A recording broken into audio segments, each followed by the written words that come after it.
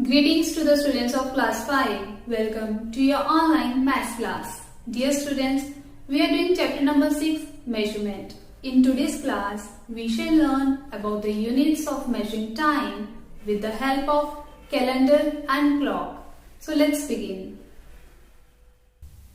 Dear students, you all must know your date of birth.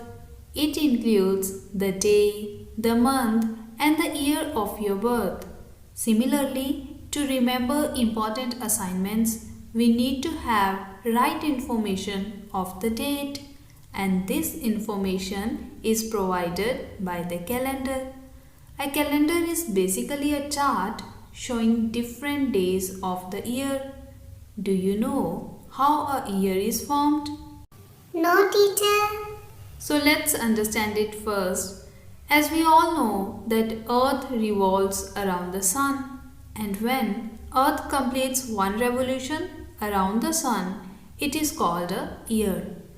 Earth completes one revolution in 365 and 1/4 days, that is, in 365 days and 6 hours.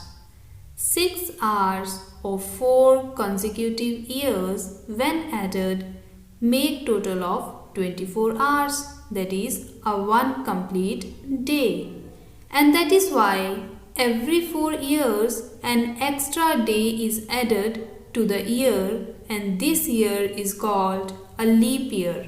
Therefore, a leap year is of 366 days, and this extra day is added in February month, making it a month of 29 days.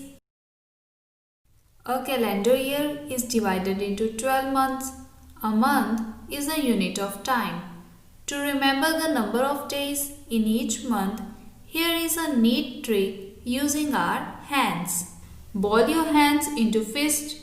Now we'll count the months on our knuckles and the grooves in between. Months that land on knuckles will be months with 31 days, and the months that fall on the grooves have 30 days. Remember the one exception, February. It has 28 days or 29 in a leap year. Here we can notice there are only 4 months with 30 days. They are April, June, September and November, and 7 months with 31 days. Week is another unit to measure time. A week is a time period that lasts for 7 days, and there are 52 weeks in 1 year. Smaller unit than a week is a day. For example, a single day of 14 November. A day consists of 24 hours, and a clock tells us about hours. In your previous class, you have learned about how to read a clock. The small hand tells about hours, the long hand tells about minutes, and the fast moving hand tells about seconds. 1 hour is equal to 60 minutes and 1 minute is equal to 60 seconds. Now students, as we all know, one day has 24 hours, but in such clocks, time up to only 12 hours is denoted. Let's understand it with an example. Time now is 11:05, but is it 11:05 in the morning or at night? For this, in our daily life, while telling time from a 12-hour clock, we use words like morning, evening, noon or midnight with time. We also use AM for telling time from 12 midnight up to 12 noon, and PM from 12 noon up to 12 midnight. But in some departments like railway, air services, etc., to avoid any confusion related to time, they make use of 24-hour clock. Now students, in 12-hour clock and in 24-hour clock, time remains same from 12 midnight up to 12 noon of the next day. For example, 7 a.m., that is 7 in the morning, is denoted as 7 o'clock in 24-hour clock time, and 9 a.m., that is 9 in the morning, is denoted as 9 o'clock in 24-hour clock time. Now students, difference comes after 12 noon.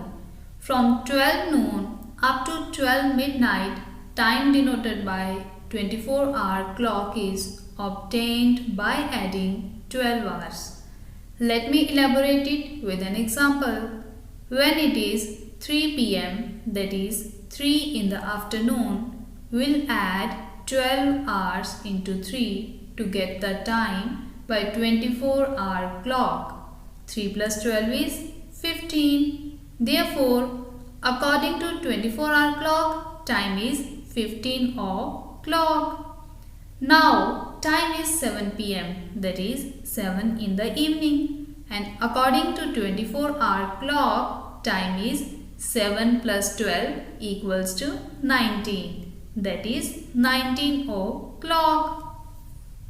Now students, we all use mobile phones. Here on one phone we have set the time according to 12-hour clock time, and on the other phone we have set the time according to 24-hour clock time. At the same moment, time on one phone is 10:14 and time on other phone is 22:14. So students, you can learn to convert time from 12-hour clock to 24-hour clock and vice versa very easily even at your homes. So students, today we have learnt about the units of measuring time. Relation among different units of time is given below. For your homework, you will write the relation among different units of time on your notebooks. Thank you so much.